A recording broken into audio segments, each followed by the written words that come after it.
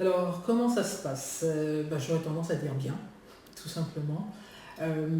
Ça se passe de façon assez, je dirais, libérée et tranquille. Par rapport à ce qui était des questions que je me posais et que j'avais relevées dans le questionnaire, où on voit comment est-ce qu'on interroge le patient sur, par exemple, son canal préférentiel pour l'apprentissage, et où j'avais fait la remarque qu'il y avait un certain nombre de présupposés ou d'a priori que j'avais qui en fait m'avaient sauté aux yeux à ce moment-là. Je dirais que ça m'a permis de m'en rendre compte à quel point ces a priori étaient prégnants et du coup de tenter de m'en décaler, mais en gros de me décaler de moi par rapport à moi tout simplement. En fait c'est ça que ça veut dire, de mon cadre mental et du fait de poser sur les gens mes propres images et qui ne correspondent pas forcément à ce qu'ils sont, qui peuvent correspondre mais qui peuvent ne pas correspondre.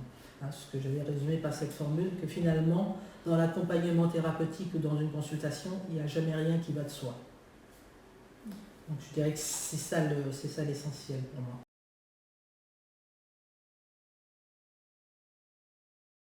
Alors, mon cheminement et ce que j'ai changé ou ce que j'ai fait évoluer, c'est justement de m'interroger intérieurement euh, sur l'identité peut-être abusive que je voyais entre un patient et moi, ou au contraire, sur la différenciation qui pouvait exister entre quelqu'un qui est en face de moi et moi. Je prends un exemple concret. J'ai proposé à une personne qui est hispanophone de s'engager dans cette démarche et que moi je puisse aller l'accompagner. Et je me suis rendu compte qu'en quelque sorte je faisais des efforts pour qu'elle puisse bien suivre cette démarche. Et puis je me suis rendu compte qu'avec d'autres personnes dont je pensais que leur catégorie socio-professionnelle correspondait à la mienne, je ne faisais pas autant d'efforts. Donc je ne me posais pas autant de questions.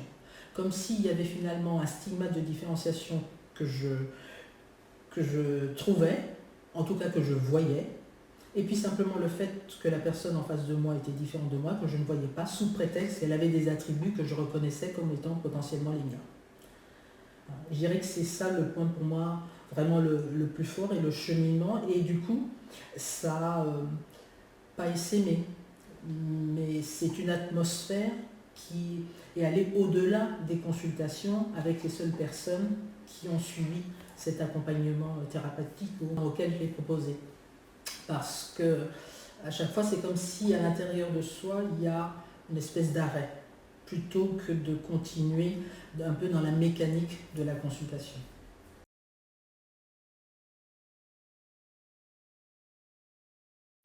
Ce qui a été facile, c'est la planification des rencontres, à une ou deux exceptions près.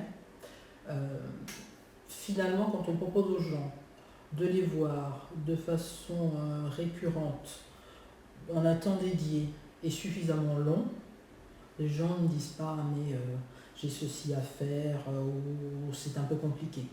C'est comme si le fait de dire je propose ce temps, les gens vraiment le prennent comme quelque chose de l'ordre du... Elle se donne, enfin elle prend vraiment du temps. Donc ça a été, je dirais, peut-être le plus facile. Hein. Décider d'un calendrier commun et décider du calendrier commun. Hein. Parce que je peux faire une proposition, mais la personne peut me dire bon non, là c'est pas aisé. Donc du coup, on cherchait des plages, de sorte à pouvoir se retrouver, puisque ces temps d'accompagnement ont été pour moi longs. Les consultations duraient une heure et quart, parce que j'avais en particulier choisi un thème, celui de la souffrance au travail, et que c'est un peu plus long. Je me suis rendu compte qu'un accompagnement thérapeutique pour une personne qui est hypertendue, par exemple. Ce qui a peut-être été le moins aisé, c'est de trouver les ressources extérieures.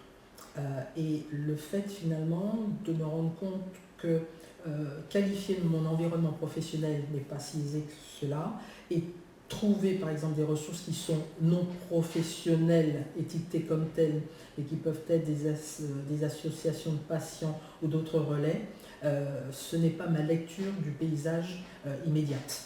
Hein, et que donc il faut que j'apprenne à lire et regarder la ville différemment.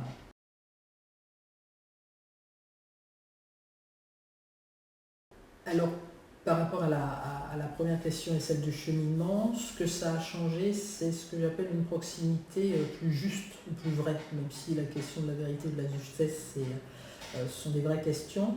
Mais par rapport à, je vous disais, ce côté allant de soi, ce côté un peu bonne âme, vouloir aider, et puis se rendre compte que finalement, j'ai mes a priori et mes préjugés qui font que cette aide peut être un peu fausse. Je dirais c'est plutôt cette proximité réelle, une proximité juste, une libération de la parole et un échange beaucoup plus simple.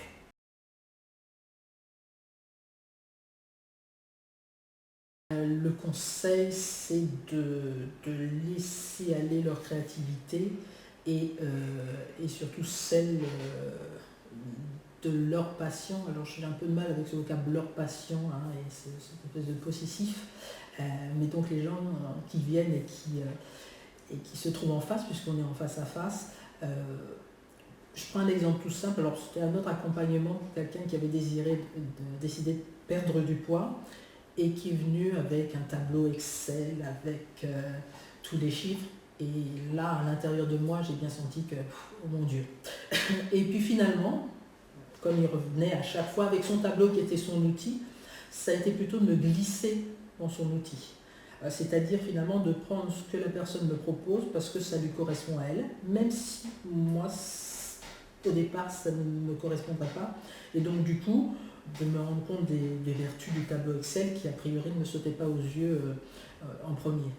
Et donc vraiment faire appel à cette tranquillité, finalement, tranquillité dans la relation, la discussion qui est toujours possible, et puis l'appel à la créativité. Pour ce monsieur, moi je me suis rendu compte, et du coup après je m'en suis servi, que je lui avais proposé d'acheter un livre que moi j'avais acheté, un livre de cuisine d'un cuisinier qui avait inventé des nouveaux modes de cuisson qui permettaient de ne pas avoir de gras.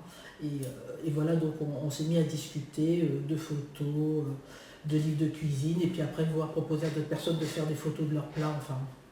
Et donc du coup, l'inventivité vient dès lors finalement que je ne reste pas cantonnée au rôle et pas derrière le masque ou la fameuse posture professionnelle.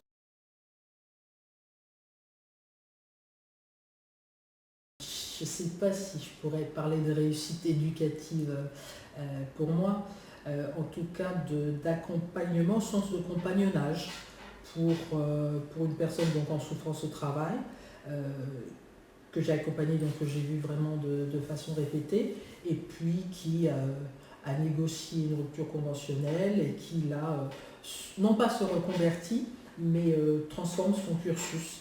Et le fait qu'elle ait accepté de pouvoir discuter avec le médecin du travail, avec le médecin conseil, et que les relations étaient fluides et que pour elle, il n'y a plus de difficulté finalement à rendre compte à ce qui était pour elle une autorité de l'administration.